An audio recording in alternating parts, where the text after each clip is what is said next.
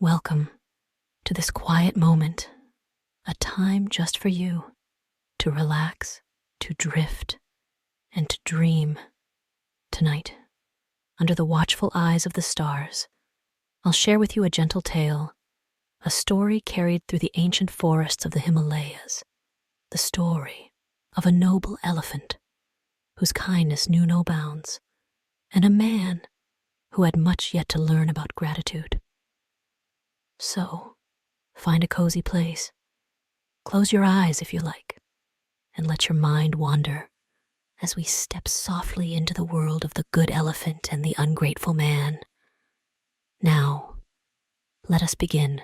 Once upon a time, in the quiet, majestic Himalaya mountains, there lived a very special elephant, an elephant as white as the peaks of the purest snow. His eyes sparkled like diamonds, and his mouth was as red as the finest silk from Benares. His trunk shimmered like a pillar of silver, flecked with gold, and his strong feet glowed softly, as though polished with lacquer. This beautiful creature was no ordinary elephant. He had been given his noble form by the gods as a reward for the many good deeds he had done in past lives. And now, with each passing day, he tried to make his soul just as beautiful as his body. As he grew older, his kindness and goodness became known far and wide. Throughout the mountains, 80,000 elephants chose him as their leader. They followed him loyally, for he ruled not with strength alone, but with wisdom and love. But one day, the good elephant felt a shadow upon his heart. He sensed that sin had crept into his herd, and like a cloud blocking the warmth of the sun, it made him deeply sad. He knew he could not live among those who had strayed into wicked ways, for fear that he might stray too. So, he left the herd behind and walked alone into the deepest part of the forest. There, in solitude, he chose a life of peace and goodness. And from that day forward, he was known as the Good King Elephant. One day, a forester from the distant city of Benares wandered into the Himalayas. He had come searching for rare woods, but the mountains were vast, and he soon lost his way. As night began to fall, the man cried out in despair, for he feared he would perish in the cold and darkness. His cries carried through the forest until they reached the ears of the Good King Elephant. Without hesitation, the elephant made his way through the trees toward the sound of the man's voice. But when the forester saw a great elephant approaching, he was terrified. He turned and ran, for he had always been told that a lone elephant was more dangerous than a whole herd. The elephant stopped, and the man stopped too. Then the elephant took a step forward, and once again, the man ran. They continued this little dance until the sun hung low in the sky, and the forest began to dim. At last, the forester paused and thought to himself, "Perhaps the elephant means me no harm. Perhaps he wants to help." So he stood still and waited. The Good King Elephant gently approached him, and with a voice as calm as a river at dusk, he asked, "Friend man, why do you wander through these mountains with tears in your eyes? Can I help you in some way?" The forester, surprised to hear such kindness from an elephant, replied, "My lord, I have lost my way, and I fear I shall not survive the night." "You are far from home," said the elephant softly, "and the night is near. Come with me. I will take care of you." With great care, the Good King Elephant brought the man to his forest home. There, he fed him fruits and nuts from the trees, and carried fresh water in his trunk from a spring nearby. 7 days passed, and each day, the man grew stronger. But the Good King Elephant noticed a sadness in the man's eyes, a restlessness. He had hoped the forester might choose to stay, to live simply, and seek a peaceful life in the forest. But one cannot force such a path. And so, one bright morning, the good King Elephant said, "Fear not, dear friend. I will not keep you here. I know your heart longs for the city of men. Come, climb upon my back, and I shall take you home." The man climbed atop the noble elephant, and together they traveled across the mountains, over rugged rocks and deep canyons, through thick forests and winding paths. As they journeyed, the snow-capped peaks of the Himalayas shimmered behind them. And ahead, the great plains of India stretched wide and golden. Soon the spires of Benares rose in the distance. At last, they reached the main road leading straight to the city. There, the good King Elephant knelt gently and let the man climb down. "Go now, friend man," he said quietly. "Your road lies straight ahead, but tell no one of my home, whether they ask or not." And with that, he turned and walked back into the jungle, fading into the trees. But as the man walked toward the city, his heart was not filled with gratitude. Instead, he thought only of the elephant's long, gleaming tusks. He remembered their shine, their beauty, and he knew that such ivory would fetch a fine price. The man returned to the city of Benares, but his heart was no longer burdened with fear, nor was it filled with thankfulness. Instead, it burned with greed. He made his way to the king's palace and bowed low before the royal court. "O great king," he said with a sly smile, "in the far reaches of the Himalayas, there lives an elephant of incredible beauty. His tusks are as white as snow, long and flawless. They would make the finest treasure in your palace."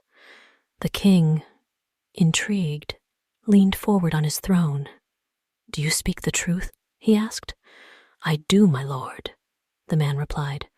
"I know the path well. I can lead your hunters straight to him." And so the king summoned his best ivory hunters and sent them with the forester to find the good King Elephant.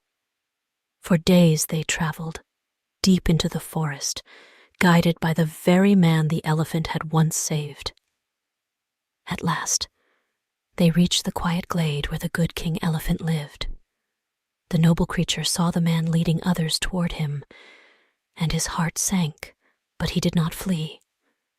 Instead, he stepped forward, calm and graceful. His eyes filled not with anger, but with a deep, patient sadness. "You have returned," he said softly, "though I asked you not to speak of me, and not to bring harm to my home." The man looked away in shame, but said nothing. Then the hunters raised their weapons. But the good King Elephant lifted his trunk and spoke again. "Wait," he said. "If it is my tusks you seek, I will not fight you. I will give them freely. There's no need for violence or pain." And so, with great courage and grace, the elephant lay down and offered his ivory to the men.